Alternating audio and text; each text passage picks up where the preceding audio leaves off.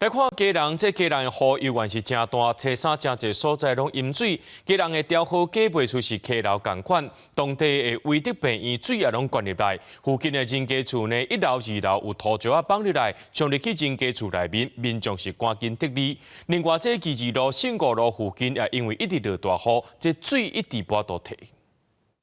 过5楼后阳台看，后边边看的土石一直落落来，大树啊连滚倒落去，土石还佫冲入1楼社区面体，山坡风台为家人带来惊人雨量，车山造成真侪土石冲入面体在前，亲像调河街这社区的面体，除了雨土石流入侵，土水还佫冲入地下停车场，消防人员赶紧调派抽水机协助排除，受灾住户也赶紧收拾简单行李撤离。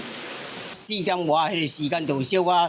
树啊，伫放者咧，小可两三丛啊，树啊落来，啊落来就是到头拄啊9点外开始，规个就拢落来，拢下落。居然就怕上面石头会掉下来啊，所以先离开了。那个议员已经有讲过，我们这里就先这里啊，我们要先离开了。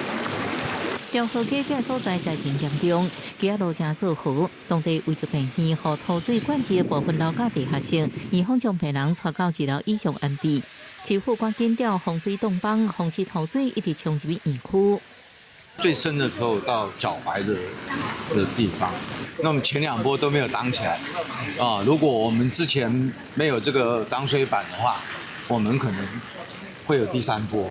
西城市场顶地连续出现积水情形，雨一直都一时无法倒退，尤其亲像基2路、信5路，因为雨势伤过急，排水袂赴，不到半点钟，积水严重。基隆市雨势又上修了，是可能会到500这个毫米。那500毫米那是非常大的雨量，所以我们提醒市民朋友务必要提高警觉。 因7路这边提出现山砍土石放落情形，市长谢国良到现场巡视，闻到真高加速被车住户暂时撤离。